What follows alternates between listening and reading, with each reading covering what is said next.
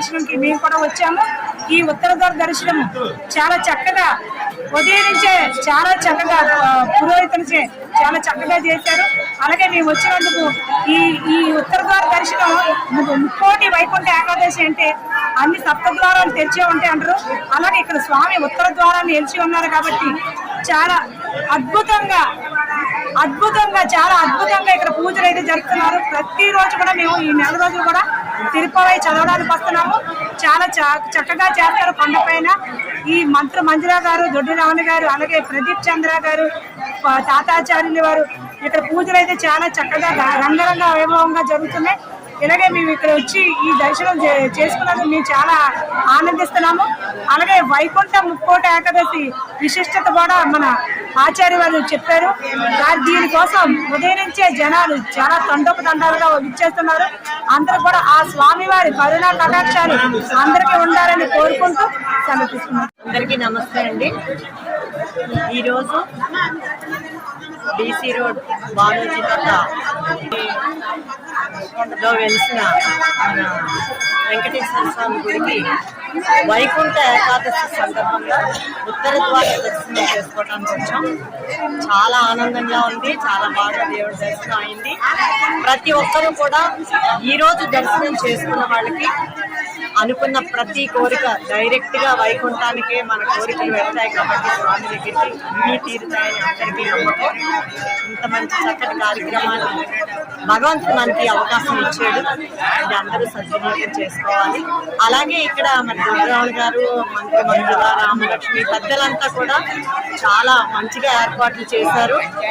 ప్రజలకి ఎలాంటి భక్తులు ఎలాంటి అసౌకర్యం కలగకుండా వాళ్ళకి ప్రసాదాల వితరణ ఏంటి, మధ్యాహ్నం అన్నదాన కార్యక్రమాలు ఏంటి, దూర దూరం నుంచి కూడా జనాలు చాలా మంది బారులు తీరున్నారు. కానీ సక్రమంగా చక్కగా క్యూ లైన్ లో వాళ్ళకి ఎలాంటి ఇబ్బందులు లేకుండా అందరికీ దర్శన భాగ్యం చక్కగా అయ్యేటట్టు కల్పిస్తున్నారు. పెద్దలందరికీ కూడా ఇంత చక్కటి ఏర్పాటు చేసినందుకు ధన్యవాదాలు. చక్కటి దర్శనం అయింది. అందరూ కూడా ఈ రోజు అనుకున్న కోరికలన్నీ తీరే మంచి అవకాశం భగవంతుడు మనకి ఇచ్చాడు. నాకు ఈ అవకాశం ఇచ్చినందుకు ధన్యవాదాలు. వెంకటేశాయ. ఓం నమో శ్రీనివాసాయ. గోవింద గోవింద. మరి ఈ రోజుని స్వామి సాక్షాత్తు వైకుంఠ ద్వారాలన్నీ కూడా తెరిచే రోజు.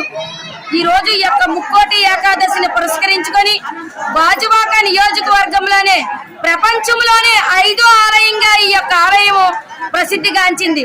అంటే గాజువాక నియోజకవర్గంలో ఏకైక ఆలయము. ఆలయాలు ఎన్నో ఉన్నాయి కానీ తూర్పు ముఖాన్ని ఉంటారు స్వామి. ఈ యొక్క ఆలయము స్వామి సాక్షాత్తు ఉత్తర ద్వారాన్నే చూస్తూ ఉంటారు. అంతటి పరమ పవిత్రమైన నారాయణుడు ఇక్కడ స్వయంభూగా వెలిసి సాక్షాత్తు ఉత్తర ద్వారాన్ని నిలిచిన స్వామి. అక్కడ ఉప్మాక ఎంకన్నలో వైకుంఠ దాసుడు ఉన్నాడు. ఇక్కడ బాంబే కాలనీ కొండపై గరుడాద్రి కొండపై వైకుంఠ వెంకటేశ్వర స్వామి ఉన్నారు. సాక్షాత్ ఈ ఉత్తర ద్వారాన్న స్వామికి మనం ఏం చేసినా కూడా తక్కువే. ఆ తండ్రికి సప్త ద్వారాల్లోంచి స్వామిని దర్శించుకునే మహాభాగ్యం భక్తులకు అందరికీ కల్పించాలి.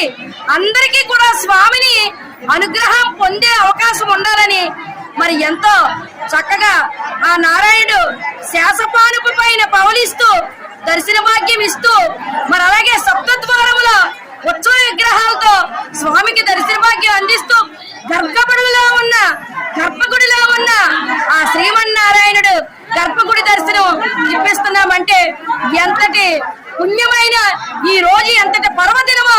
మరి తెల్లవారుజామున 2 గంటలకి 7 ద్వారాలకి పూజ చేయడం జరిగింది. ఈ 7 ద్వారాలకి పూజా కార్యక్రమం ముగుసుకొని ఈ 7వ ద్వారంలో స్వామికి అంగరంగ వైభవంగా తీర్థ ప్రసాదాలు నైవేద్యాలు కూడా అర్పించడం జరిగింది. తెల్లవారుజామున 2 గంటల నుంచి కూడా